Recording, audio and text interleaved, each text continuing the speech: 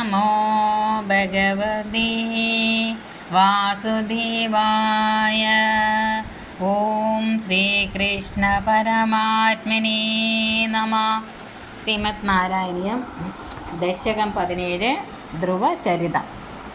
ഉത്ഥാനപാദനൃപതേർമനുനന്ദനസ്യ ജായാ ബഭൂവ സുരുചേ നിതരാമഭീഷ്ട അന്യാ സുനീതിരിതി വർത്തരനാദൃതാസ താമേവ നിത്യമഗതി ശരണം ഗതാഭൂത്. സ്വയംഭൂ മനുവിൻ്റെ പുത്രനായ ഉത്ഥാനപാദ മഹാരാജാവിന് സുരുചി എന്ന ഭാര്യ ഏറ്റവും പ്രിയപ്പെട്ടവളായിരുന്നു. മറ്റൊരു ഭാര്യയായ സുനീതി എന്നവൾ ഭർത്താവിന് ഇഷ്ടമില്ലാത്തവളായിരുന്നു. അഗതിയായിരുന്ന അവൾ അങ്ങേ തന്നെ ശരണം പ്രാപിച്ചവളായി തീർന്നു.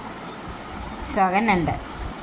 അംഖേപിതു സുരുചി പുത്രമുത്തമം തം ദൃഷ്ട്വാ ധ്രുവ കില സുനീതി സുതോതിരോക്ഷ്യൻ ആജിക്ഷേപേ കില ശിശു സുതരാം സുരുച്യ ദുസ്സന്ധ്യജാകലോ ഭവദ്ധിമുഖേരസൂയ. അച്ഛൻ്റെ മടിയിൽ സുരുചിപുത്രനായ ഉത്തമനെ കണ്ടിട്ട് സുനീതിയുടെ പുത്രനായ ധ്രുവൻ അവിടെ കയറിയിരിക്കാൻ ഭാവിക്കവേ ആ ശിശു സുരുചിയാൽ വളരെയധികം ആക്ഷേപിക്കപ്പെട്ടുപോൽ. അങ്ങയിൽ ഭക്തിയില്ലാത്തവരാൽ അന്യരിൽ തോന്നുന്ന അസൂയ ത്യജിക്കാൻ വളരെ പ്രയാസമുള്ളതാണല്ലോ. ശ്ലോകം 3. ത്വന്മോഹിതേ പിതരി പശ്യതി ദാരവശ്യേ ദൂരം ദുരുക്തി നിഹത സഗതോ നിജാംബാം സാഭി സകർമ്മഗതി സന്ധരണായ പുംസാം ത്വത്പാദമേവ ശരണം ശിശവേ ശശംസ. അങ്ങയാൽ മോഹിപ്പിക്കപ്പെട്ടവനും ഭാര്യയ്ക്ക് വശമതനുമായ രാജാവ് നോക്കി നിൽക്കെ അത്യധികം ദുഷിച്ച വാക്കുകളാൽ താടിക്കപ്പെട്ട ധ്രുവൻ തൻ്റെ മാതാവിൻ്റെ അടുക്കിലേക്ക് പോയി. മാതാവായ സുനീതിയും ജനങ്ങൾക്ക് അവരുടെ കർമ്മബലത്തെ തരണം ചെയ്യുന്നതിനായി അങ്ങയുടെ പാദപത്മങ്ങൾ തന്നെയാണ് ശരണമായിട്ടുള്ളതെന്ന് തൻ്റെ ശിശുവിനോട് പറഞ്ഞു. അച്ഛൻ്റെ മടിയിലിരിക്കണമെന്ന മോഹമുണ്ടെങ്കിൽ ഈശ്വരനെ ഭജിച്ച് തൻ്റെ ഗർഭത്തിൽ ജനിക്കണമെന്നായിരുന്നു സുരുചി ധ്രുവനോട് പറഞ്ഞത്. ഭഗവത്പാദ ഭജനം തന്നെ കർത്തവ്യമെന്ന് സുനീതിയും പുത്രനെ ഉപദേശിച്ചു. ശ്ലോകം 4. ആകർണ്യസോ വിഭവദർച്ചന നിശ്ചിതാത്മാ മാനീ നിരേത്യ നഗരാ കില പഞ്ചവർഷ സംദൃഷ്ട നാരദ നിവേദിത മന്ത്രമാർഗ ത്വാമാരാധ തപസാ മധുകാനനാന്തി.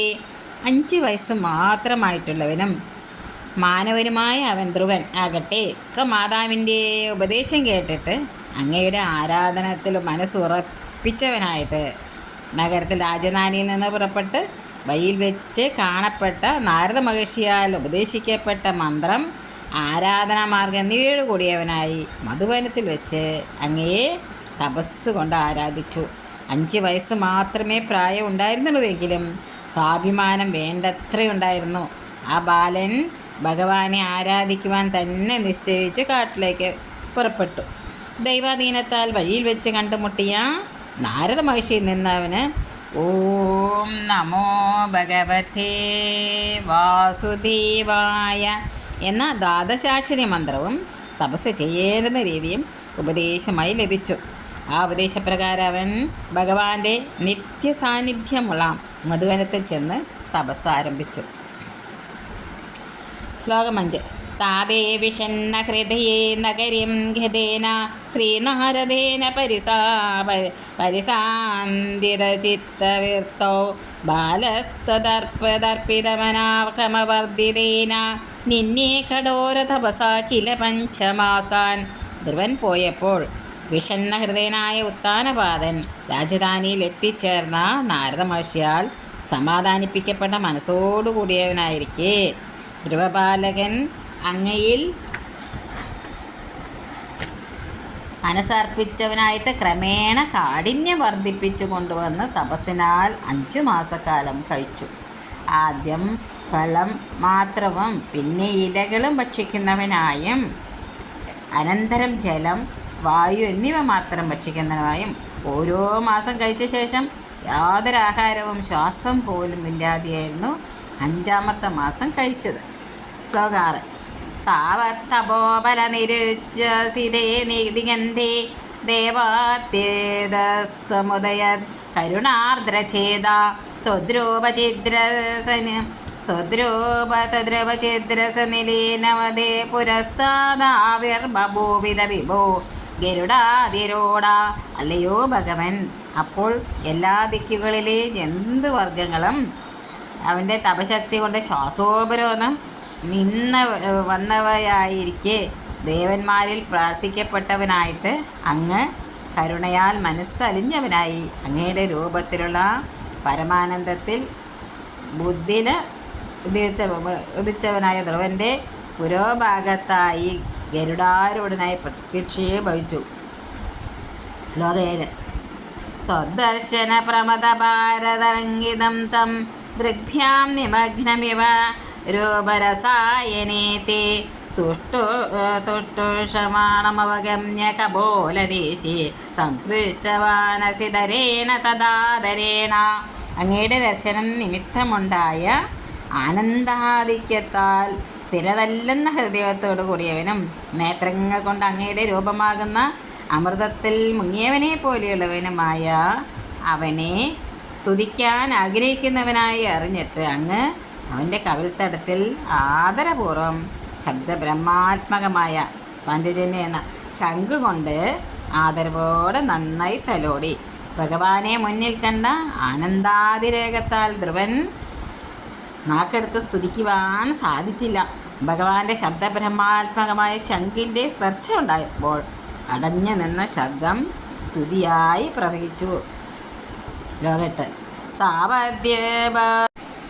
8. താവദ്വിബോധവിമലം പ്രണുബന്ധമേന ആഭാഷദാസ്ത്വമവഗമ്യ തദീയഭാവം രാജ്യം ചിരം സമനുഭൂയ ഭജസ്വഭൂയ സർവോത്തരം ധ്രുവപദം വിനിവൃത്തിഹീനം. ശംഖസ്പർശമുണ്ടായപ്പോൾ വിശിഷ്ട ജ്ഞാനത്താൽ നിർമ്മലനായി തീർന്നവനും നന്നായി സ്തുതിച്ചു കൊണ്ടിരിക്കുന്നവനുമായ ധ്രുവനോട് അവൻ്റെ മനോഗതത്തെ അറിഞ്ഞ് അങ്ങ് അരുളി ചെയ്തു.